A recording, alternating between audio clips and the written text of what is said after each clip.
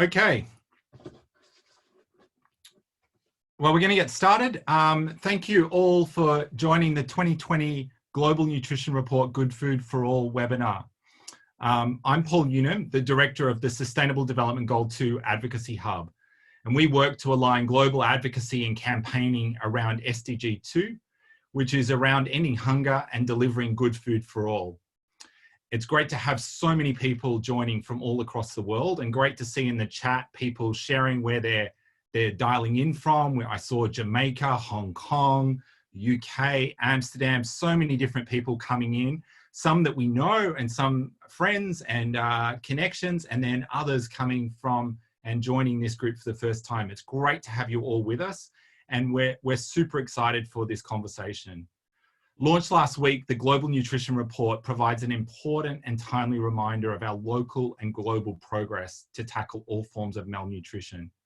And especially in light of COVID-19, how do we create a world where everyone has food that is good for them and our planet? COVID has made some of the invisible challenges of our food system visible, highlighting the inequities in our food system.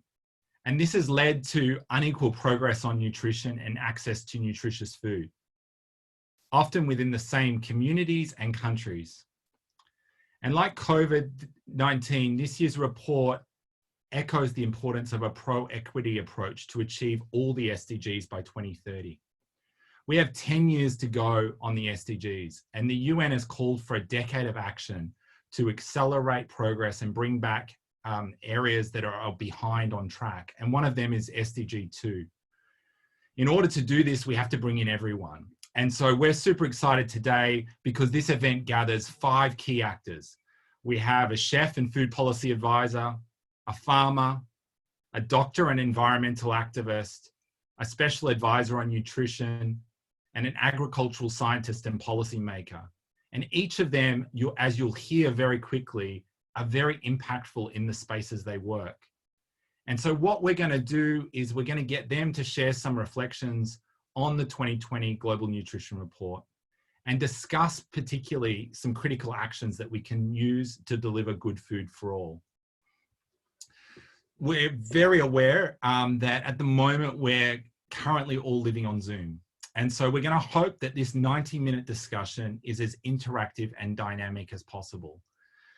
I've got a little carrot here that I'm going to be waving around for our panelists when it's time for them to wrap up their conversation and we need to move on. We're going to encourage our panelists to ask questions of each other and to share reflections on the ideas that are shared. We're going to have for all of the audience polls to ask you to give your feedback to some of the conversation.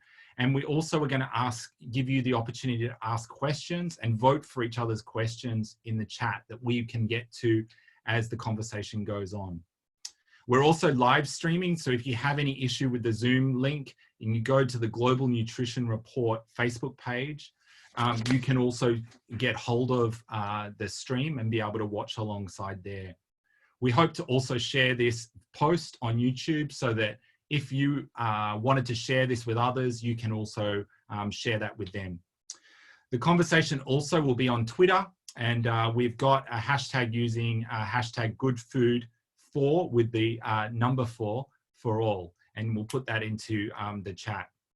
But what we're going to do is we're going to get started. So I'm going to invite each of the participants from the panel and also Professor Vankatesh, the co-chair of the GNR, to first all come on screen. And we're going to just start with a short introduction to everyone that's going to be speaking today. So great to have you guys here. And so as you come on, the question that I'd like you to take in turns at answering is obviously an introduction, but then I'd love you to talk a little bit. We're talking about food today. So tell us about a food that you've been enjoying at the moment. Most of us are in lockdown, and so we're potentially eating slightly different things, but what's something that you've been excited about? So I'm going to start by handing over to you, Theo.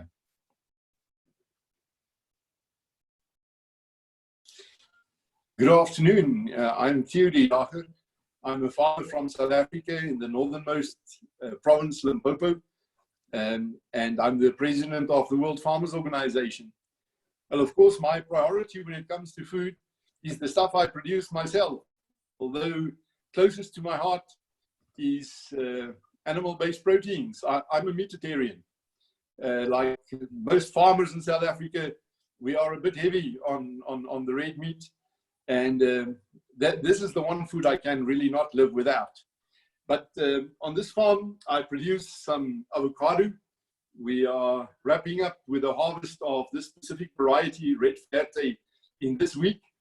And it transpires to be one of the superfoods. We had a booming global market up to COVID, and even during the lockdowns all over the globe, we really had a wonderful explosion of the market for avocados. It is as if people across the world really try to give more attention to healthy foods. But also in season in our immediate area, in my district, in our valley, bananas and citrus, especially shaddocks and the soft peels. And in between, to spoil oneself, this is an indigenous ground nut. It is called marapas. Wow. And just about all of it is produced by smallholder farmers. And it's something which once you start nibbling at it, it's hard to put it down again. Perfect. Thank you, Theo. Over to you, Sam. That's going to be a hard act to follow. Yeah, it is. And, you know, I can't really quite compete with a guy growing all those avocados, but I got something for you. So I guess my name's Sam Kass. I ran food policy for President Obama and the First Lady Michelle Obama's Let's Move campaign, and was also their chef, and now a partner at Acre Venture Partners, investing in the future of food around human health and environmental health.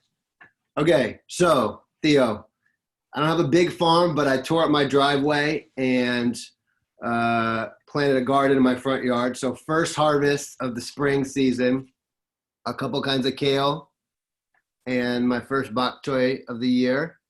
So, you know, I've been working hard in the garden, but it's been cold, so I haven't had a lot out of it yet. But obviously, very lucky to be able to grow some of my own food, trying to carry on the garden that we had at the White House, and keep that dream alive. So yeah, and I got 2 little kids, so just trying to keep them fed.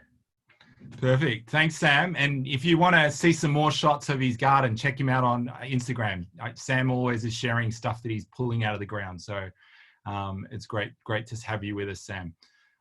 Okay, over to you, Gunhild.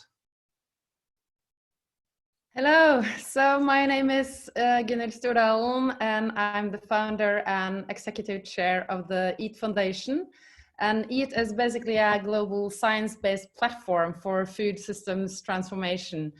And I'm a medical doctor by education, but an environmentalist at heart. So I ended up spending all my time on food because food is at the nexus of our biggest global challenges. But at the same time, if we get it right on food, food can be the single most powerful medicine for people and planets. And I brought some nuts today, as Theo, but not something homegrown, obviously. But because nuts are not only super healthy, can lower the risk for several diseases, including cardiovascular disease and overall mortality.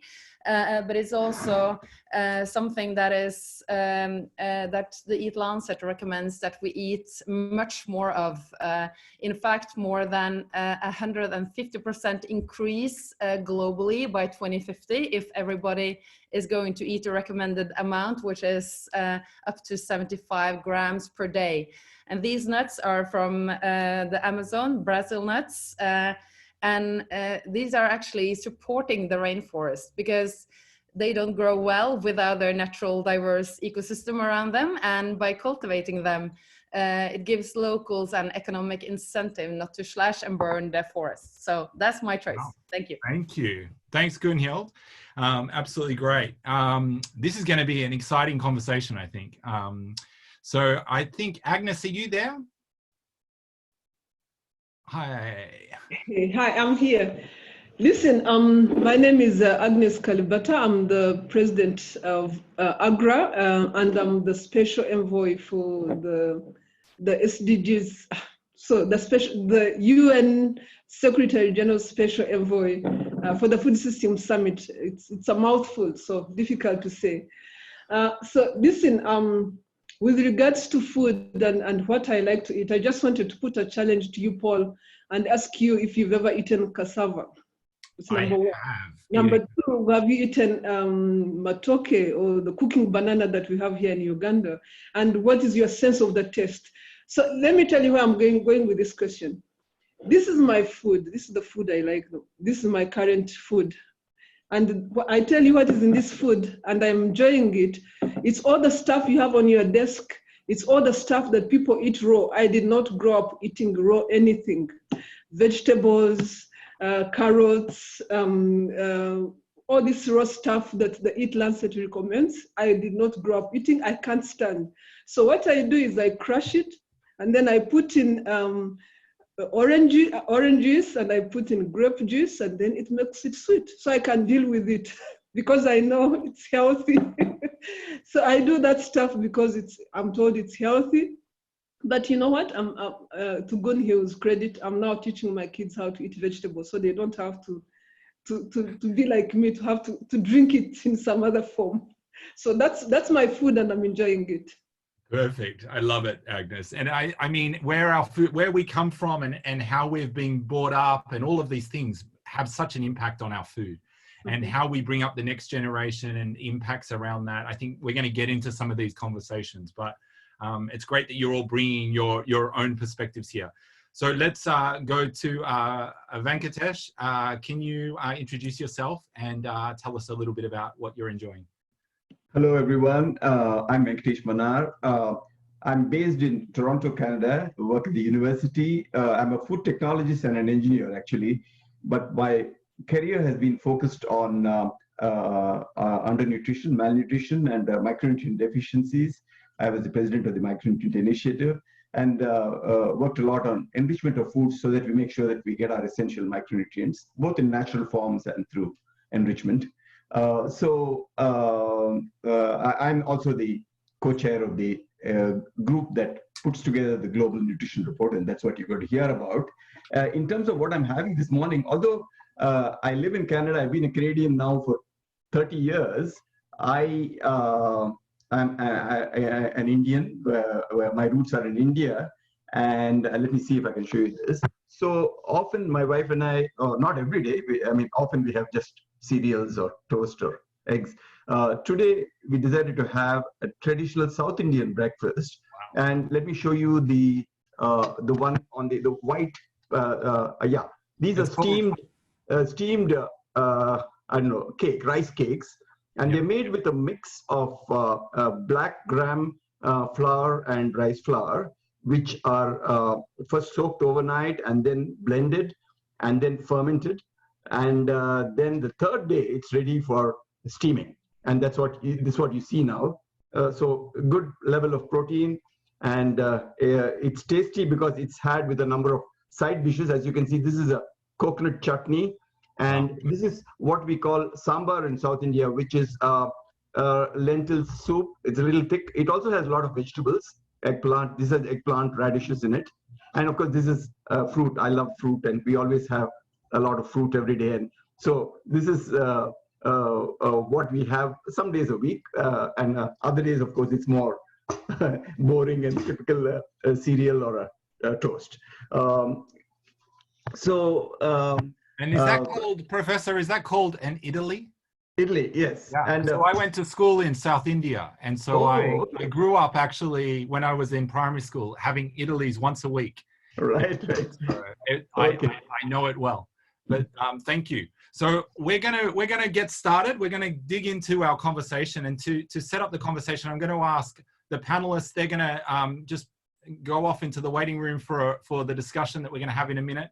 And I'm going to speak to you, Professor, who is the co-chair of the Global Nutrition Report, to give us a little bit of a snapshot as we go into this conversation. The report came out this past week, so this is a new report that's just come out. So for those that haven't heard about the 2020 Global Nutrition Report, what would you say are the top 3 messages of this year's report? Oh, we've got you on mute. Just a second. There we go. All right. Thank you, Paul. And yeah, the report, as you said, was launched just last week from Delhi virtually. And we had a huge global audience of more than 1,000 and extremely well received. But just to highlight some of the main messages that came out of the report, the first message is that, we all know about the global impacts of food insecurity and malnutrition. But the fact remains that, and progress is being made, but it's still too slow. And we are in a situation where at least 1 in 9 people is either hungry or undernourished, and that could obviously get worse with the current crisis. Meanwhile, and more interestingly, the world is also transitioning to one in which more people today are overweight or obese than underweight. So that's a new development. And our analysis has also shown that while you have global averages and regional and national averages in terms of malnutrition patterns, these averages hide significant inequities and inequalities within countries and populations. And the most vulnerable groups in these populations are obviously much more worse than the best groups in those, even in those countries. So huge inequities and inequalities. The third point is that poor diets are not just a matter of personal choice. It's not that people just choose to eat poor diets, but it's often a result of severe inequities and inequalities within food systems, so that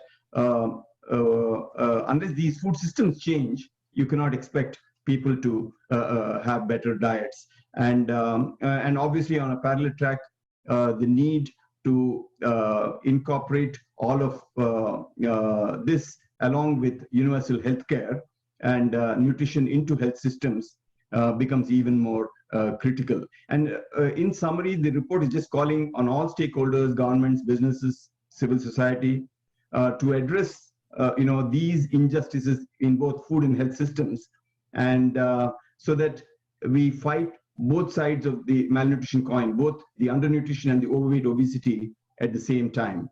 And just to close, to say that this report was written mostly before the COVID pandemic struck us, but I think the timing of this report is very good. It's very timely because obviously there are many links. We all know, are learning now about the links between how malnutrition affects our immune systems and leaving us more susceptible to infection, and on the reverse side, how the socio-economic impact of the pandemic could make malnutrition much more of a problem globally.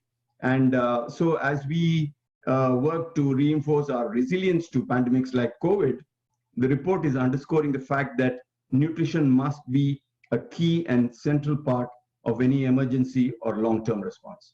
Yeah. Well, we've got a very broad group on the call. We've got farmers to chefs to people involved in retail. I think we just had a poll, and there's a range of people in food policy and advocacy. And hearing what you're saying about how the GNR has helped elevate the inequities in our food and health system that hinder progress towards ending all forms of malnutrition and achieving SDG2. What does this mean for leaving no one behind in the food system, which is a key component? Now, I'm sure a lot of the audience are well informed. And, if you look at the whole supply chain from food production, availability, through food environments to the consumer, ultimately, obviously there are inequities and inequalities right across the system that is affecting and limiting consumer choice for a healthy and nutritious diet.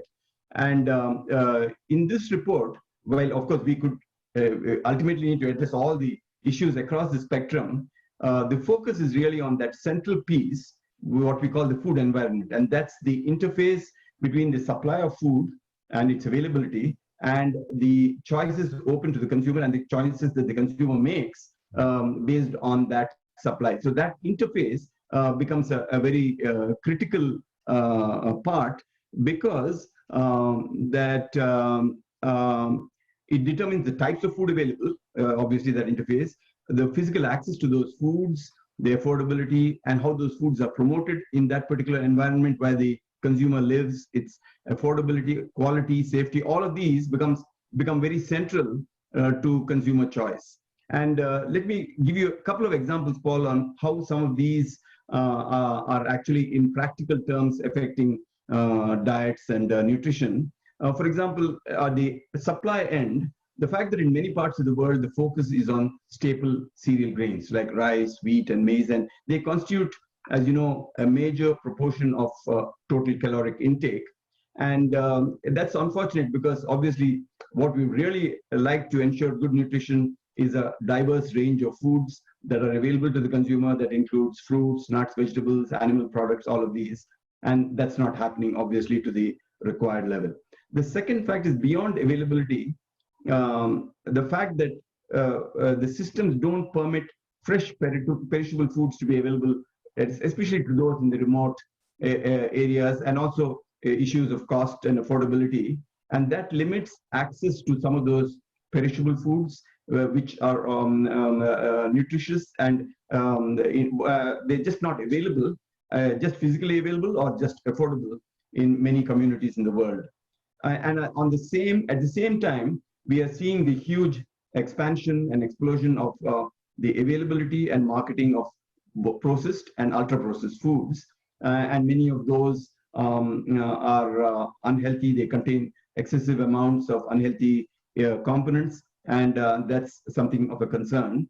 And the fact that a lot of advertising and marketing is in fact promoting some of these unhealthy foods, and even in very poor neighborhoods where you see a lot of promotion of these unhealthy foods, and that's contributing to the problem as well.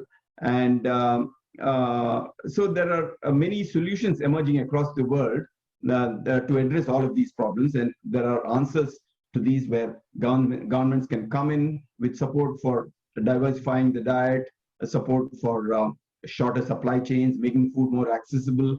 Governments can use fiscal instruments as well as regulation that can limit advertising of junk food or reformulation of foods. So there are many options, Paul. So just to give you a sense that there are huge inequities, but they need to be addressed urgently if we really want to see shifts in what people can access and consume. Yeah, no, absolutely. And you mentioned COVID briefly before, and the opportunity that it creates. We've got a fairly tight time, but can you maybe just give us an impact or opportunity around COVID that you see, that and we'll maybe come to more of that, but I know that's very front of mind for people. Okay, so I'll keep it very short, Paul. Just people are reading about it all the time. The fact that it's forcing millions and millions of people to slip into severe food insecurity, and more people, millions of people are becoming impoverished because of the spread of the pandemic, and also the fragility of food systems, which are restricting access to good food and healthy and nutritious food. The other concern is obviously the fact that the rising cost of the more nutritious foods because of breakdowns in supply chains is another factor. And all of these are contributing to people at the lower end of the socioeconomic spectrum being faced with very stark choices in terms of what they can access and what they can afford to buy and consume. And that's a real issue, because that could only make the malnutrition problem worse. And so that's as far as the impact is concerned. Would you like me to talk about a little bit about the opportunity? Because I think let's give, if you can mention one or two opportunities, I think. I think the main opportunity is that I think this is a real opportunity for us to work to reshape our food systems, and so that we are dealing not just with this emergency, but we need to comprehensively address the larger issues around the food systems that will position us better, not only in the future to deal with emergencies like this, but to deal on a long-term basis with addressing the more fundamental problems that people can access and afford to eat a diverse diet and good nutritious food. Yeah, no, absolutely. Thank you. Thank you for this concise summary. I know it's very hard to summarize such a huge amount of work, which you're obviously very passionate about and has a lot to share. So I will ask if you can come back after the discussion with the panel for the Q&A. And Sure. I think people will be able to put questions forward in the chat as well.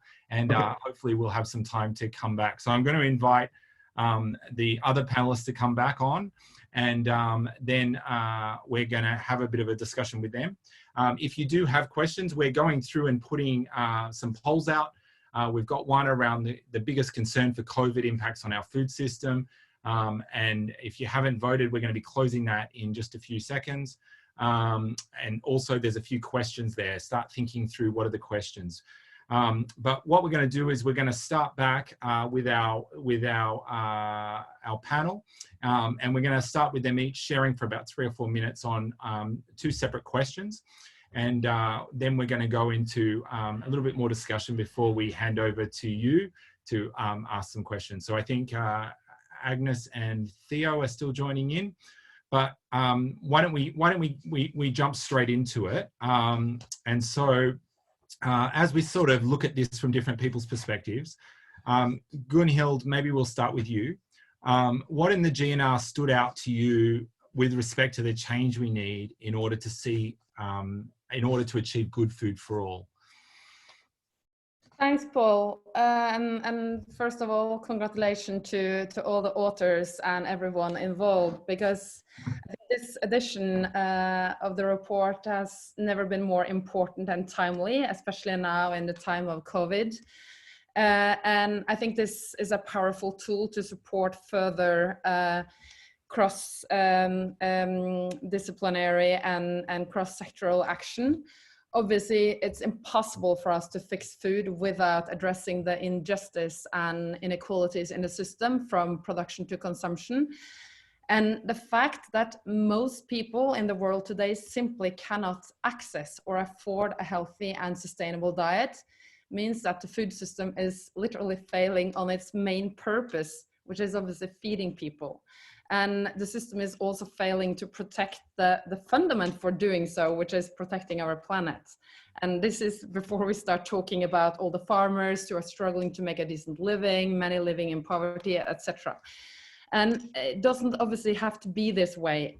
With the super year of food system science last year, including work from the Eat Lancet and the Fowler report and IPCC on land and climate, etc., we now have the evidence to say that it is possible to feed everyone on the planet enough healthy food without destroying the planet along the way. So this is more than anything a massive policy failure. So that is why I'm very pleased to see that the recommendations from the report point to the need for both policy reforms and also rethinking agricultural subsidies. And obviously, without creating more coherent policies that cuts across ministries and that are supporting multiple and equally important objectives from health, climate, environment, livelihoods, equity, etc., it's not possible to make the right food available for everyone. So that includes that we need to shift agricultural priorities from only thinking about quantity to producing a diversity of healthy foods that both support obviously health and nutrition, but also environmental sustainability and livelihoods. And just as an example, I mean, even in my own country, Norway, which I mean, where we think we are pretty good at many things when it comes to global health and development and health at the national level, the agricultural policy here does not include health amongst its overarching objectives, which is quite shocking. And then also the second important point for me that really stood out is the call for rethinking the agricultural subsidies. We know that around $700 billion a year goes into farm subsidies.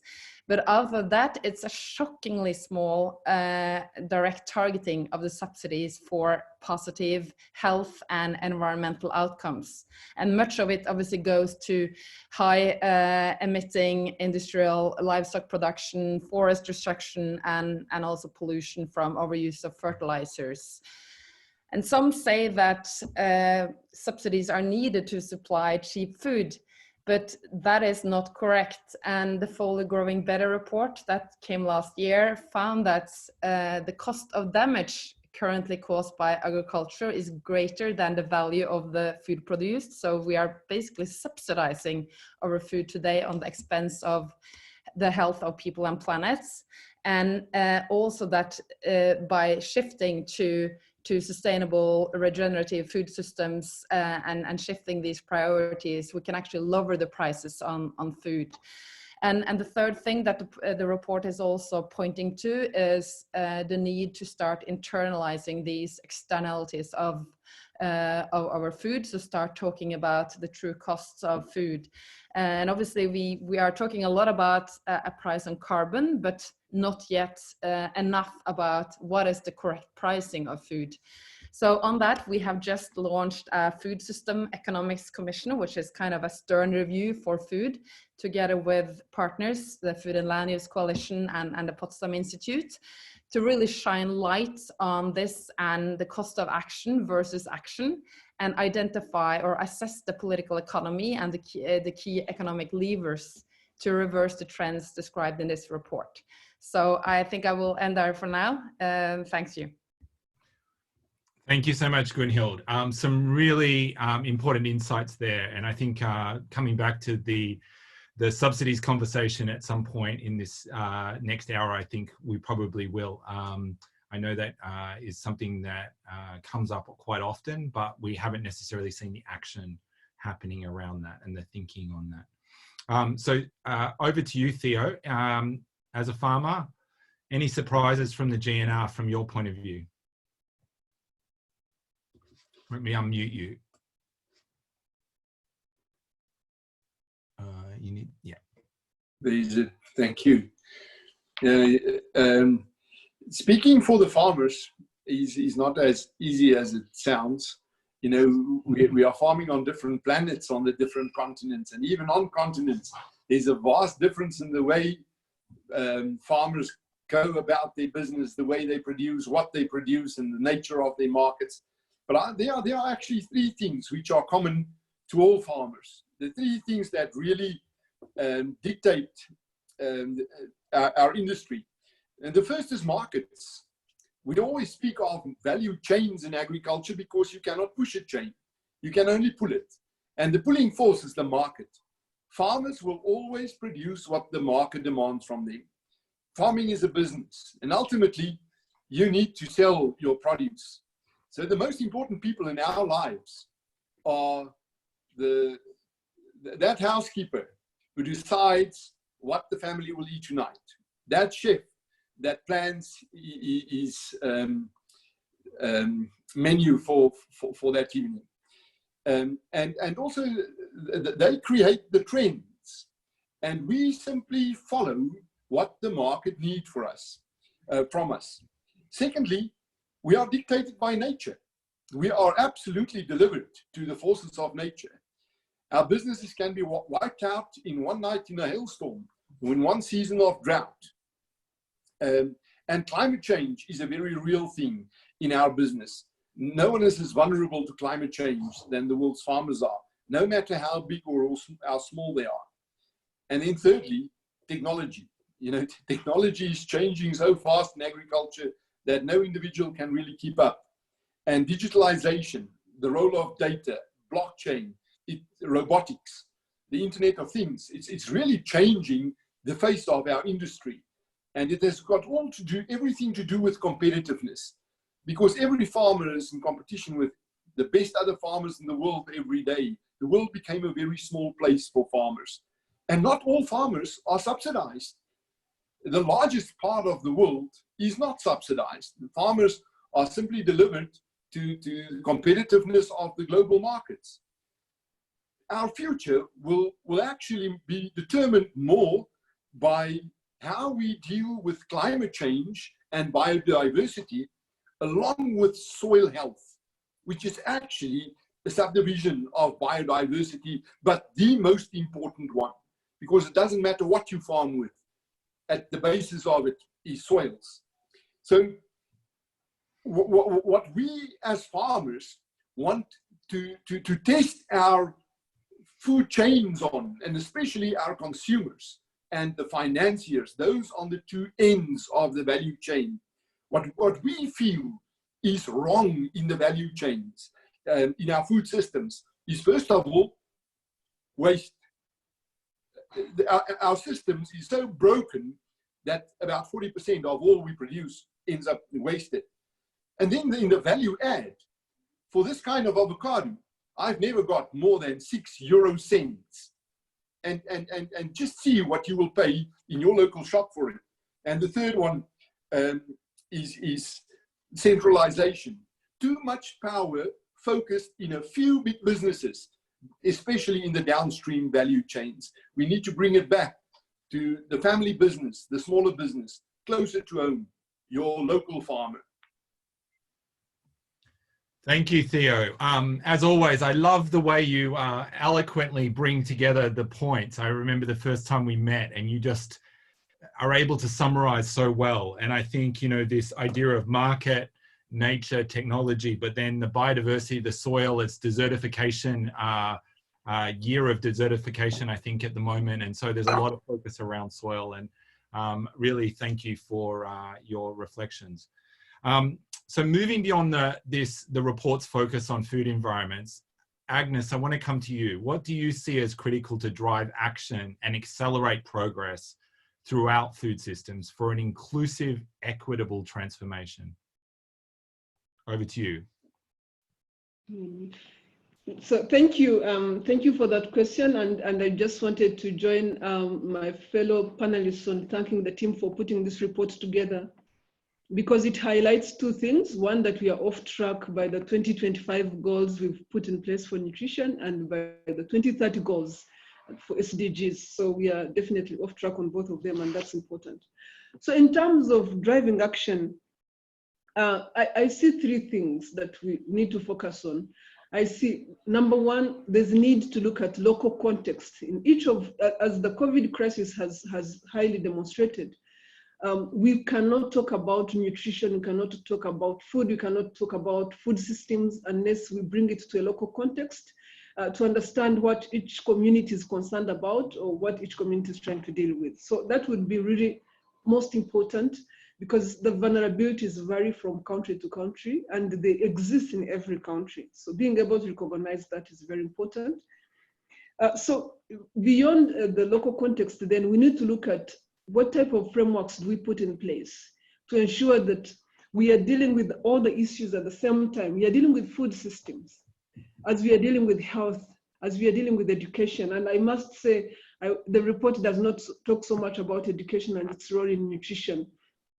And then, of course, it does talk about private sector. But for me, in a framework perspective, really looking at how these different things come together and how they all feed off each other to be able to understand and really highlight the areas that we need to focus on as a society is extremely important. I mean, I'll give you an example at the end, but the third point I wanted to talk about was leadership. Leadership is extremely critical in how these frameworks get, first of all, endorsed and acknowledged and recognized at country level and get driven through. Leadership is extremely important to ensure that these frameworks get funded. It's extremely ensure that we know and identify the weakest among us, that we give them face. The report talks about the role of data and how we bring out data. Data allows you to give face to people where they are at and in different places.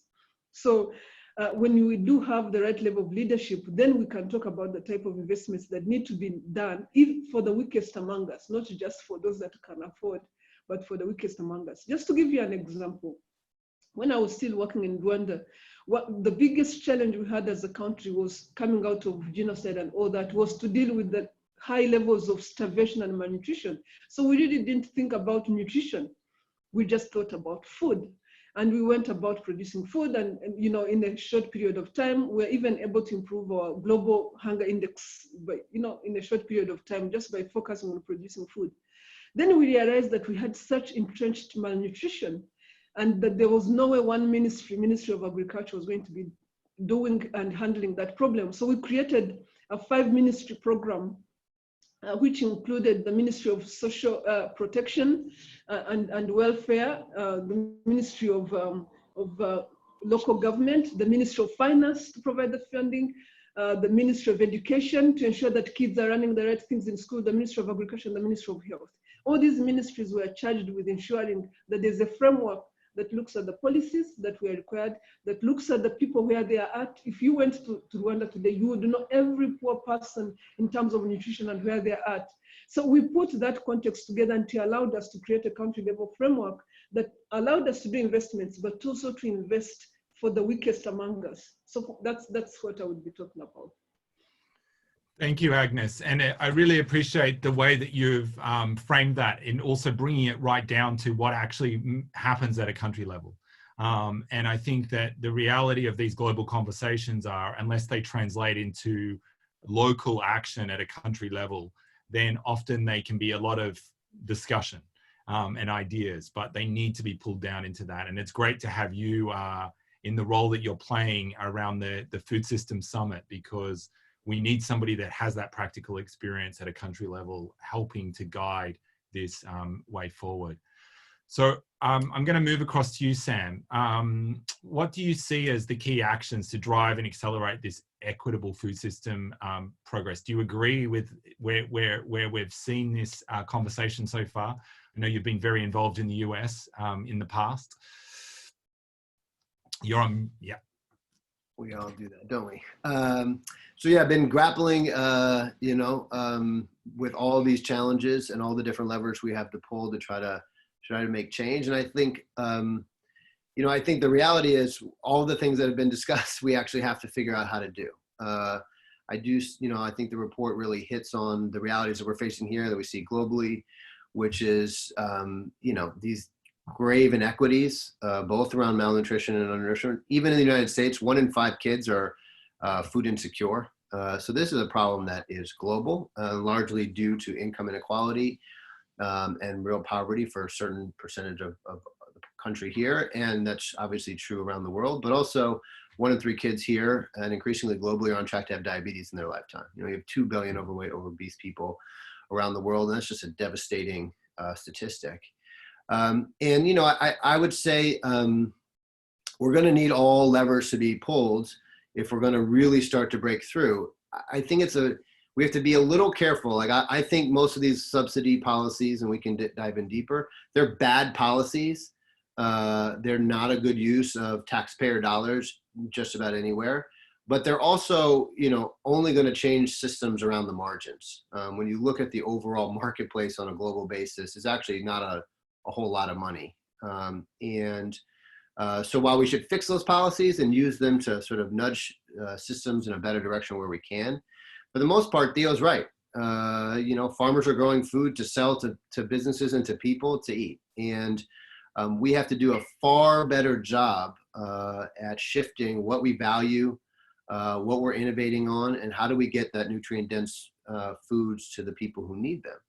And so policy has a role, but this is a private sector endeavor. And so I think we have to do a much better job at shifting our culture, which is hard, slow, complicated piece of business, as well as innovation. Theo touched on it a little bit. I think one of the big things that makes the system completely off balance, meaning we're growing all these cereals that are, feed the highly processed, nutrient devoid food system that most people are eating from, is because we've learned we've invested hundreds and hundreds of billions of dollars for decades to figure out how to grow those foods really efficiently. And I mean, efficiently, there's a ton of the costs that have been, externalized, both from the environment and from the health outcome side. But those pieces aside, and trust me, I'm well versed in the negative outcomes on that. But you can plant 100,000 acres of corn and harvest it and never have a single person on that on that field now. That has brought down the price of those key inputs to unhealthy, highly processed foods in an extraordinary way. And we've invested statistically basically no money into how do we produce nutrient-dense foods in a much more efficient way so we can bring the cost down and make them more affordable. So I would say the other piece that's always left out of these conversations, in my opinion, if all those subsidies or more that kind of money went into investing in innovation around fruits, vegetables, and nutrient-dense plants, I think that's the biggest thing that we can do, and that really the role that governments can play into transforming how we eat, because that then becomes a systemic change. It makes it much easier for all the different parts of the system to start getting those kind of products to the hands of people who need them most. Because right now, they just don't have the economic power or the physical access to get those food products. But I applaud everybody who's done this report, and I think so far, I don't disagree with anything that anyone said. Thanks, Sam. Really appreciate it. And I think, you know, this is some of the challenge of what makes the food system very challenging to see this shift, you know, and there's lots of debates around what is the food system? How do we have one food system, lots of food systems? Are they broken? Are they working?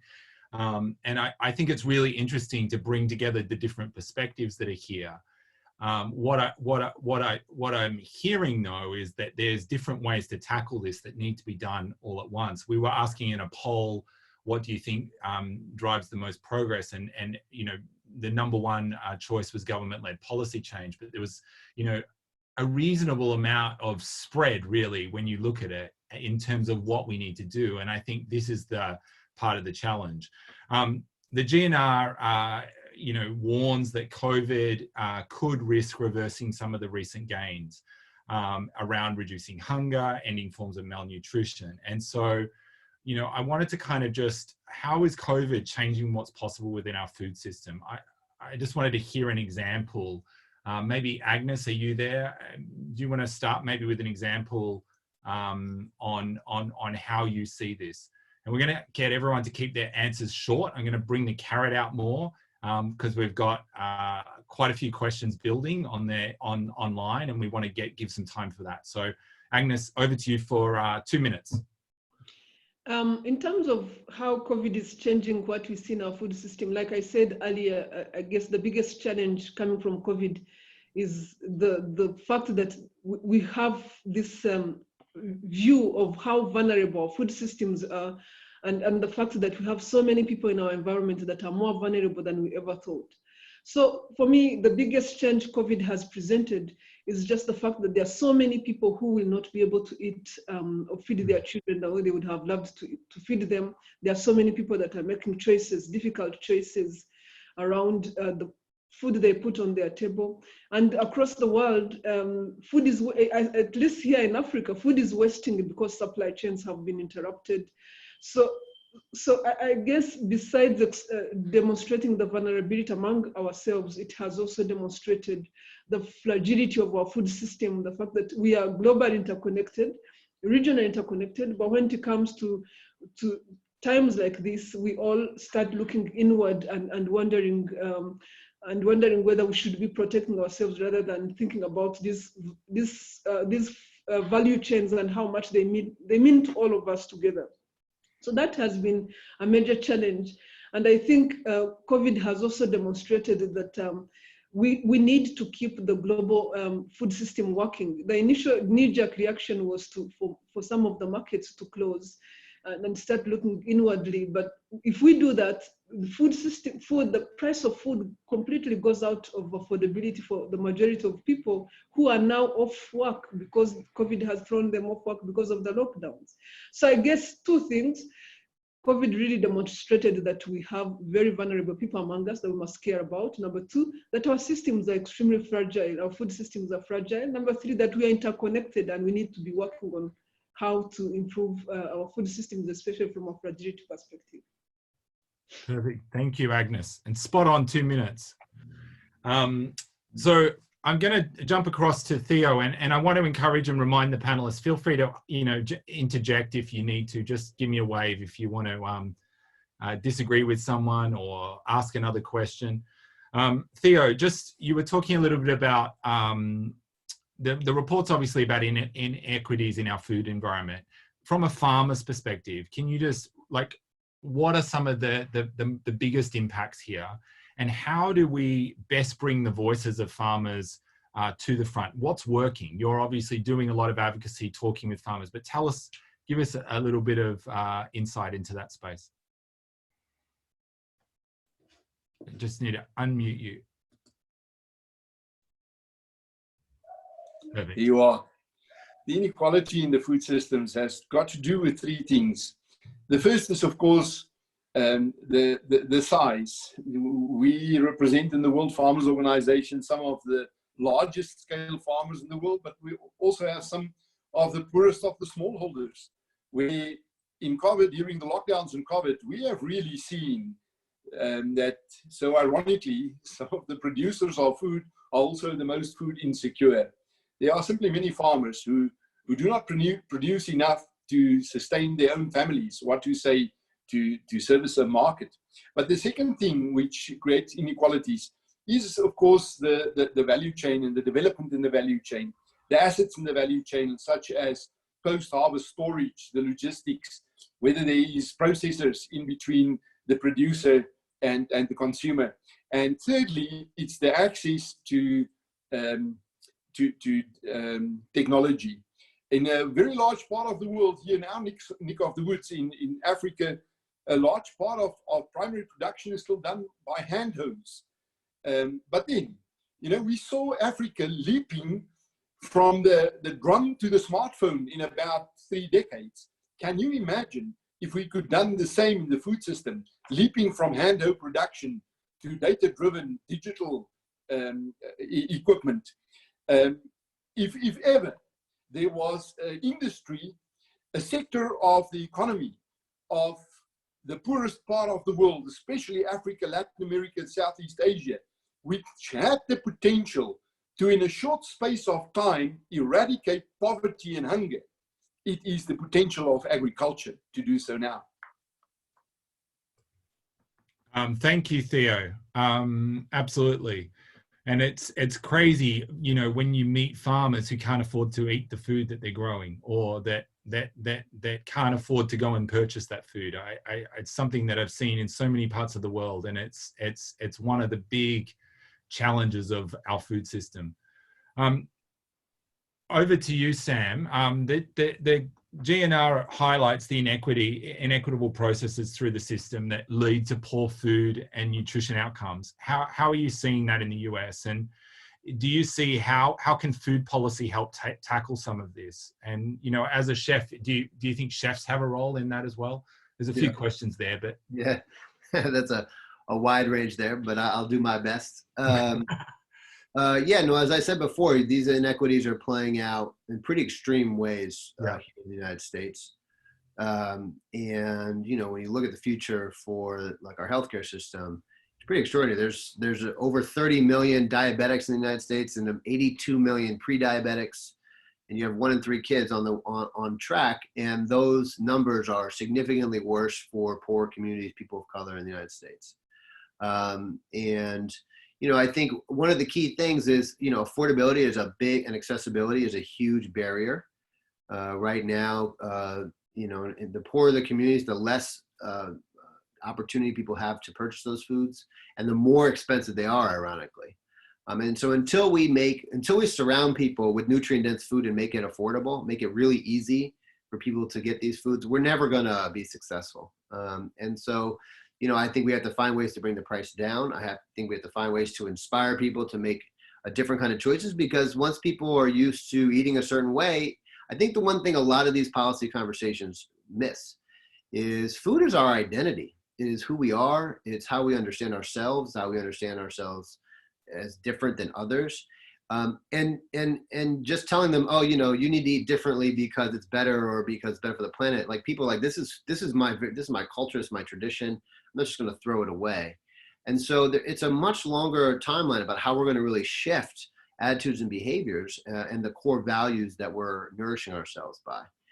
And I think, as Dr. Kalibata said, it has to be driven down into the local context. And that's where I think chefs actually have the critical role to play. I think chefs are really a catalyst to this because they sit between the farmer and the eater. They are shapers of culture. They are shapers of taste. And they are inherently of the local community. And it's not just by country. Let me tell you, like, the difference between what somebody's going to be eating in Portland versus Louisiana in the United States versus California versus New York are very different. And chefs have the ability to make these changes quite real, to actually say to a farmer like Theo, will you grow this new thing? Or if you're growing this new thing, let me bring it to my restaurant and I'll make it delicious and I'll make it sort of culturally relevant. And from there, we can actually really start building the new system. I think we have to get out of the clouds of like, government should fix this and, everything should be good, and start saying, here's a few crops like happened last year, and let's start growing them.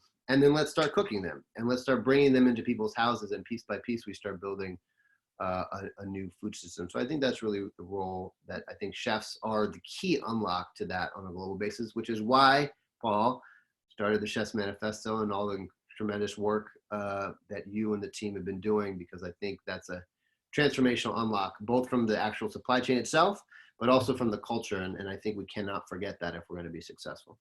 Yeah, thanks, Sam. So this change, I know Gunhild, part of the inspiration for the Chef's Manifesto was at Conversations at Eat. And I know there's a lot of work that you've been doing around accelerating this climate-friendly diet, putting the scientific base out there to really drive that. How do you see that what are some of the ways we can ensure that this accelerates at the local level and gets down, and it's not just personal choice, but also starts to really come across everyone that maybe doesn't have all the information to be able to get access to the right foods? Thank you, Paul. And I think, this is also a little bit back to Sam's statement, which I disagree with, because I think this is about a global dugnad where all actors have to play a part and play its role. And we need to work across sectors, across disciplines, and across borders. Obviously, private sector innovation, investment in the good stuff is critical, but we cannot let governments off the hook. So that is why we need also policy changes. And I think COVID-19 has actually shown that in times of a crisis, they are actually able to govern. But to your question about climate smart diets, I think first of all, it's important that we acknowledge that this is not only about climate friendly, it's about climate and environmental, restorative, regenerative, and sustainable diets that obviously is healthy for people as well. And EAT is obviously all about bringing stakeholders together based on the best available science. And the EAT Lancet shows that more than anything, we need collaboration from the global level down to the local level. And I think one very interesting example is cities, because where governments are lagging behind, cities are taking lead.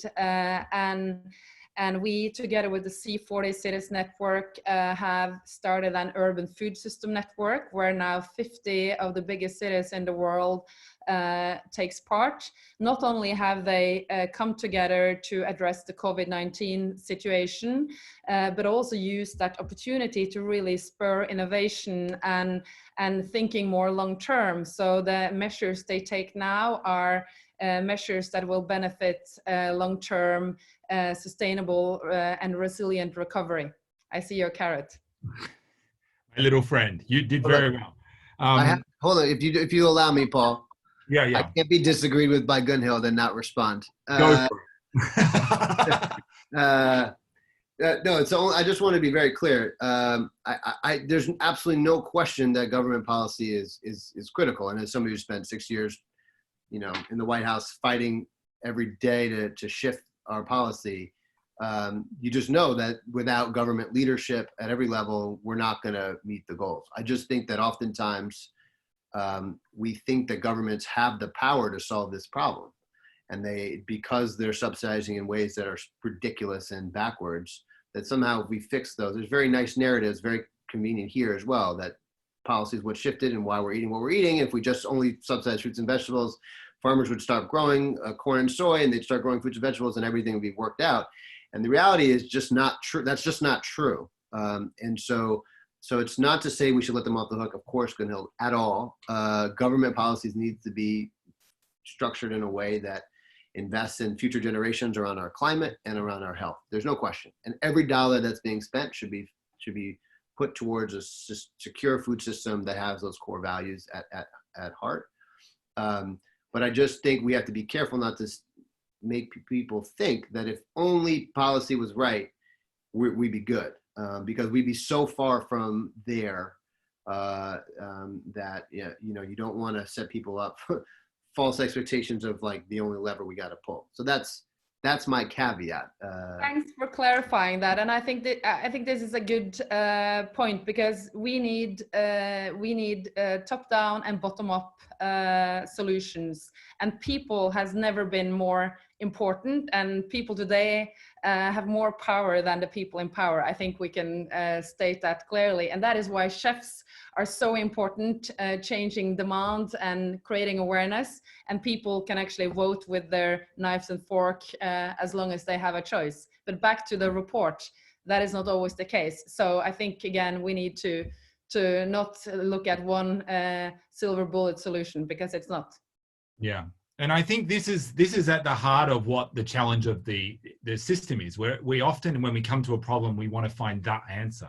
But there's actually a lot of answers. And the answers are that we need to actually work from multiple levels, top down, bottom up. We need to see pressure come from all over. Farmers grow what their people buy. And so you can, if people are only buying certain things, they're going to grow them. And so this is where the system gets stuck. So, we've just had this massive, and we're in the middle of this massive shock going on with COVID. And COVID is changing everything on so many levels. And still, I don't think we're fully seeing what those changes are. As we also go into 10 years to go for the SDGs, the Secretary General has called for, us to think about how we really look for everyone, the furthest behind. So what role, Agnes, does a UN Food Systems Summit play in helping try and make our food system process more equitable? How's this going to come together? Oh, we just lost you, Agnes, on the mute. Yeah, sorry, I was on mute. So I was saying, thank you for bringing that up. And just to reiterate what you said, the call for the 2021 Food Systems Summit is part of the decade of action that the Secretary General has called for, recognizing that we are off track on all major SDGs, and really calling for global leadership, both from country, and it's good to hear people talking about the need for leadership from private sector, but also from all of us to provide that leadership and come forward and step forward and be able to do the right thing with regards to coming through on SDGs. I think the most important thing around the 2021 Food Systems Summit is just recognizing that a food system is about several things. It's about food, as it is about nutrition, as it is about the waste we have in our systems, as it is about the fact that we are losing the number one cause of death is our food system in one way or another, but also as it is about the impact we're having on our environment, whether it is climate change or reduction in biodiversity and all that. So it's recognizing that we need to build a framework that is a win-win, not a lose-win. We have a lot of lose wins in our system that we need to stop. So the summit really is around recognizing that and helping us and making sure that as a global community, we can put in place frameworks that do recognize that. Now, This will be done at two levels. There's the country level that I talked about, and the global level, how we all come together, recognizing that one part of the globe is impacting another part of the globe. We hope that by the time of the summit, the end of the summit, we'll come up with two things: very ambitious actions around how we can come through on many of these things where we are behind, with regards to the type of policies we need, with regards to the type of investments we need to make, but also with regards to the type of actions we need to have at country level. That must be very clear. Past the summit, for me, and probably most important, is also how we hold each other accountable. There has to be a mechanism that recognizes that we are all interconnected, and what one of us does impacts all of us. So there must be a mechanism of accountability that allows us to bring to continue holding this perspective of food system as a global good that recognizes that, you know, one of us could sink us, just like the COVID has sunk us in a situation we had never anticipated, and that there's never going to be one of us winning alone. So I think for me, it's recognizing that perspective. So our ambition going to the Food Systems Summit is really to do this global engagement that allows countries to have the right level of conversation at country level, but also allows them to come up with very ambitious actions around the world that we want to see, not from a food perspective, not from a nutrition perspective, not from a zero hunger perspective, but from all environmental perspective, but from a global perspective, globally meaning the things we care about and how we come together. So I hope that going to the summit, we will come up on the other side with clarity of how we build back better. Thank you, Agnes. And if you don't know about the summit, the summit does have a website. We're putting it in the chat. Have a look at it, follow it on Twitter, follow it on Instagram. It's just started in terms of, it's just starting to get momentum, and there's going to be dialogue and conversations, and it's great to have Agnes leading the charge here and bringing people together. It feels like it's in a safe pair of hands, but we're cheering for you, and we're also with you. And these kinds of dialogues are critical. So we've got a number of questions, and before we jump to the questions, I'm going to ask Professor Vankatesh to give us just any reflections just on the conversation today. But I'd encourage our panelists also. We're going to try and have a go at answering some of these questions, but some of them are quite specific to different panelists. So if you see your name there and you want to type an answer to a specific question, feel free. But if not, we'll go for some of the ones that are most voted for and try and give them a little bit of conversation. So Professor Vankatesh, did you want to join back and just share a couple of thoughts? Yeah. A minute. Thank you, Paul. No, some very, very encouraging discussion. And what I'm really encouraged is the fact that many of the speakers just took up some of the issues that we just brought up. Obviously, we couldn't cover everything in the report, but they have really taken and run with it in terms of practical ways in which we can move forward. And I loved some of the views that Gunhild said, and Sam, and all of you, and Theo from the farmer's perspective. And ultimately, we really need to bring all these pieces together and work at several levels: local level, urban, rural, and also at the global level, as Agnes rightly said. My real concern, and I'm hoping that this is already happening, and in forums like the Food Summit, I'm really hoping that there will be much more visibility and prominence for specific actions related to nutrition. Thank you. Thanks, Professor. Okay, we've got a number of questions here. The one that's got the most votes is actually directed towards you, Professor, and it's about what new metrics. It comes from Linda, who's currently researching food insecurity and resilience in slum settlements of Nairobi as doctoral research through the University of Oxford. And she asks, what new metrics are we using to understand inequalities, seeing emerging work looking at local hunger mapping, urban food deserts, gender analysis, and spatial inequalities? So if you have anything to reflect on that, and then maybe any of the other panelists might have a reflection. Right. No, I'd say that these metrics, have to be addressed at various levels, right? There could be metrics related to governance. Are you creating enough, ways to measure how the private sector is accountable?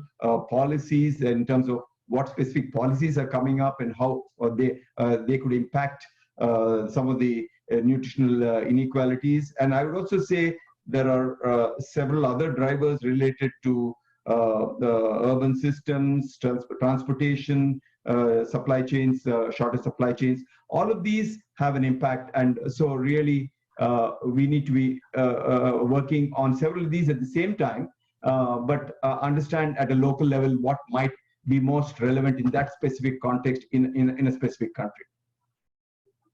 Perfect. Thank you. Any other comments from the panel, or should we jump to the next question?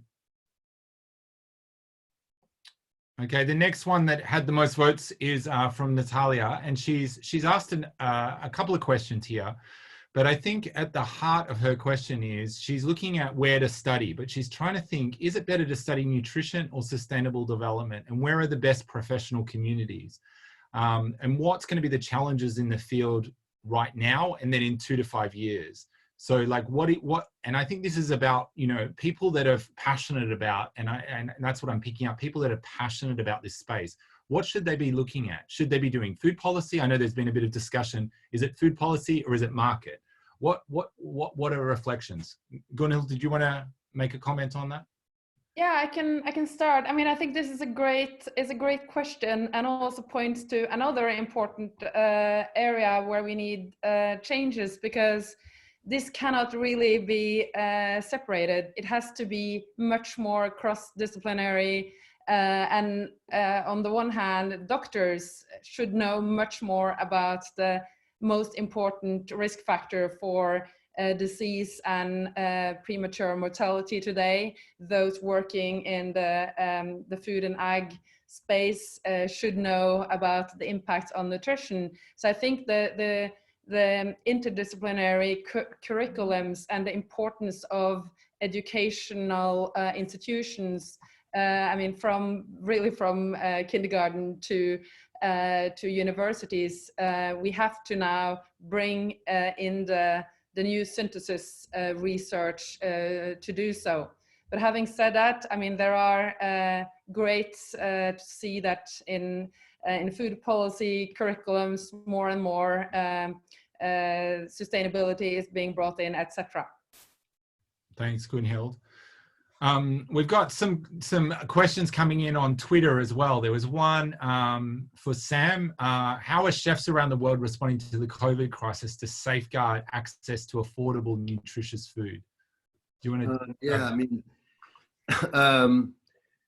you know, I think the food system's response to in COVID, I mean, you know, one sense we've seen the fragility in general, certainly to different parts of the system. But the other hand, I got to say, it's been pretty resilient. And you have not seen a massive crash of the system. I think where you've seen the weaknesses are in two places. One, where there's highly consolidated markets. So if you have only a couple players and one does get disrupted, then you, like it's happened in the United States, then you have some real serious challenges. So the more diversity and more players is going to be key for stability going forward. And the other is in food service. And so you've just seen a complete collapse of the restaurant and food service industry, and that's thrown millions and millions of people around the world out of work, millions of people in the United States for that matter, out of work, and left these businesses and the farmers that need them very vulnerable. You've seen some incredible action by different organizations and different chefs to take what they had in their pantries and start, you know, getting them to people who needed it. And then, you know, there's some groups that are paying, and governments that are starting to pay chefs to produce meals for families who are really hurting. World Central Kitchen in the United States, led by Jose Andres, has done an incredible job at that. And so you see a number of chefs really stepping up, but the reality is, like, they're not really set up for that. And, you know, people are, you know, doing their best, and they've also changed their restaurants into little grocery stores to you know, help with the demand of everybody cooking at home. And the other thing that they've done is really started helping to teach people how to cook, because you have all these chefs sitting in their homes cooking and just live streaming it. And I think one of the you know, I don't want to call it a silver lining, because there's no silver lining to a global pandemic, but one of the outcomes and that's positive is everybody's cooking. And, you know, I think people cooking in their homes is one of the absolute key transformations that we're going to need globally to help improve our diets, because basically everything when we cook at home gets better. And I think that could be one of the lasting legacies from this. And chefs are definitely playing a key role in helping people learn how to cook. And so hopefully, although, you know, I look forward to getting back into a restaurant desperately, because I got to tell you, I need a break from cooking. But hopefully we see an uptick in cooking that stays for a long, long time. Yeah. No, absolutely, Sam. And I think, you know, one of the other questions that I saw there was, you know, there was the food has become more visible. And so in some of the parts of our food system that were invisible are now starting to be visible. How do we ensure, you know, post-COVID, to ensure that we use this new visibility to really educate? What are your thoughts, Theo, from a farmer's perspective about how we use this to really educate people about the diversity of farmers that are out there, you know, small scale to large scale, and the importance of each? Mute. Thank you, Paul. Yeah, I think if COVID brought one good thing to mankind, it is that it really taught us something we never knew before. Taught us that there's a lot of stuff without which we can live, and we did not think so before. But we cannot live without food. It brought about a new awareness of food and food security, and how fragile our food systems really are. In our neck of the woods, many people really started to make gardens again, to plant their own veggies and fruit in their yard, which they never even thought of before. But then, as I've listened now to this debate, it struck me that as farmers, we are not really much aware of the nutrition side of this question. You know, we produce livestock or veggies or fruit, and we send it to the market. We produce food, not meals. Chefs produce meals. The nutrition side actually happens somewhere between the farm gate and the consumer's plate. And my question would be, if I may, should we as farmers be more aware of it? Is there things we can do in the primary production process to enhance the nutritional value of what we produce? To which extent is it our responsibility? Okay, that's I think, Theo, you've really connected. Professor. I think Theo has really asked a very, very important question, and that's something that you know, one is so far we've just left it to take its own course, right? Nobody really intervenes actively. As he says, the farmers produce what they can or what they think the market wants. But how can we work to collectively to make this more directed and focused to achieve the goal? And I think that all sectors obviously play a role. Governments play a role in regulating and you know, supporting certain types of foods. Private sector plays a role in also you know, delivering on that. And that in fact will go back to the farmer like Theo to say that, okay, this is what I'm hearing, and but that should translate into a nutritional component. And that's where I feel that a need for collective action, but more systematic and accountable way in which we do it, rather than leave it to ad hoc approaches. Yeah. So we're coming close to the 90-minute mark. And so what I want to do is just go back to each of there's some great discussion going on. And I kind of feel like you want to keep this going. But and I think we'll have to look at some more conversations around this over the coming while.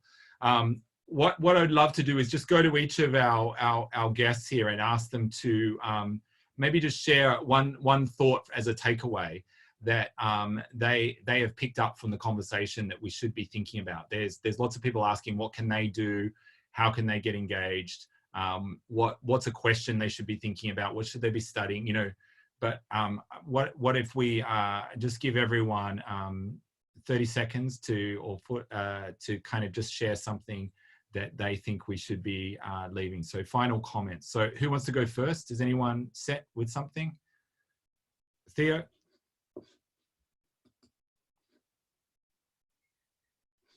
Here you are. Yeah, Paul, you speak about post-COVID as if one of these days it will be all over and forgotten, and I don't think so. I think we will need to learn to live with it. But COVID has really brought about a paradigm change of the extent which we have not yet imagined. I think nothing is really going to go back to the way it's been before. And if ever in our lifetime we had an opportunity to bring about a paradigm shift in our food systems, it is now. Never again will we have this kind of gap to change what is really what really needs to be changed. And from our side, from the producer side, what we are pleading for is for a system where the risk is spread more evenly and the profits are spread more evenly, and where we do away with centralization, bring it back to the basics, to household level, to the small business, the smaller producers. Thanks, Theo. Who wants to go next? Agnes?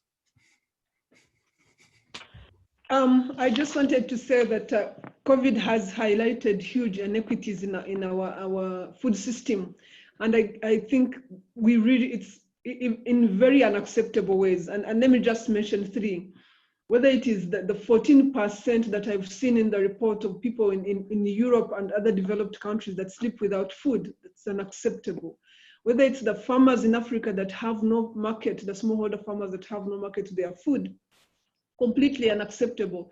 Or the people that are being forced to encroach on forests to look for food, which is in the first place is the source of COVID, completely unacceptable. So I think if there's one thing that has been exposed by how we are dealing with our food system, I mean, what COVID has done is the fact that our food system is not sufficient, is really unacceptable. And my last call is, I would like to really get input from all of you on how we move our food systems forward, so that past COVID and past 2021, we are talking about a better food systems for our world.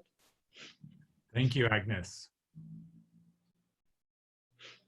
Sam? Gunhild, you want me to go? Gunhild. Sorry. She has the option. For me, just to echo a little bit what Theo said, I don't think we're going to have an opportunity in our lifetime where, on a global basis, we are re-examining everything. We're asking ourselves what's truly important and what's not, and people have an open mind to doing things in a fundamentally different way. I don't think we'll ever have this again, or at least, honestly, in some ways, I hope not. And I think it's up to us to seize it, to be much bolder and take on much more risk than we ever did before.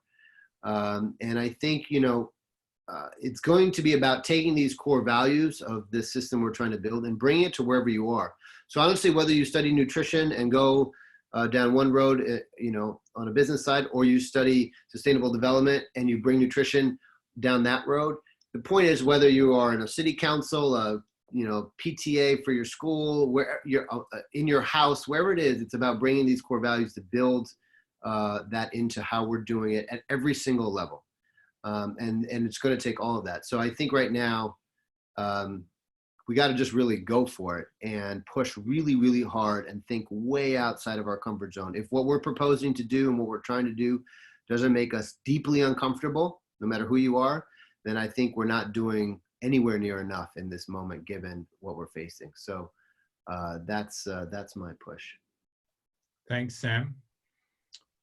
Gunhild, did you want to jump in? Absolutely. I agree with Sam and the other speakers, but I just wanted to say, contrary to what some are saying, COVID and climate are not pushes being thrown at us by Mother Nature. And we are in this pandemic because of the choices that we did and did not make over the past decades. Choices about how and what we eat, how we treat our land, animals, our food, and each other. And I think this is becoming more clear to people. And we have now a food system summit next year under Agnes' leadership. And I think we need to now leverage the new habits, not only that we are cooking more at home, but also that the world is now more than ever acting on the science and in a new, more virtual reality where everyone is learning to do things on Zoom and other tools. I think we have an opportunity to broaden the movements and include more voices. And I think that is one of the things that this panel has shown. We need all voices at the table, and we need, people need to engage. So that is also to Agnes to think more about how people can get engaged and help build this global movement. Thank you. Thank you, Gunhild. And the last word to Professor. Did you want to? Thank you. I'm echoing the words of several others who say that post-COVID, the normal is going to be quite different from the pre-COVID normal. And it's really a wake-up call for us to, seize that opportunity. And, and in that process, I hope that we don't retract away from the global way in which the world is opened out and retract into our own countries and communities, but rather keep these channels open, because only by exchange of these ideas and commonly working together can we really make some of those systemic shifts. Yeah, no, absolutely. Well, we've come to our time, and so I want to thank the panel. Normally in an auditorium, there'd be lots of clapping, but unfortunately you just get my clapping. But thank you all for giving us your time. I know you're all very, very busy. And I'm sure that this is only the start of this conversation, but it's things like the Global Nutrition Report, the work that's put into reports like this, that we need to talk about, we need to share, we need to pull apart, and we need to get outside particular groups that just, work in one space to think about how it applies in other spaces. How do farmers, as Theo, you shared, think about nutrition? How do they think about the responsibility they have? How chefs can play a role, how scientists, how, policy plays a role into this, all of the elements coming together around the issue. And it's super exciting for next year to have the UN Food Systems Summit. And we see this as a real opportunity to move towards, but we don't wait for that.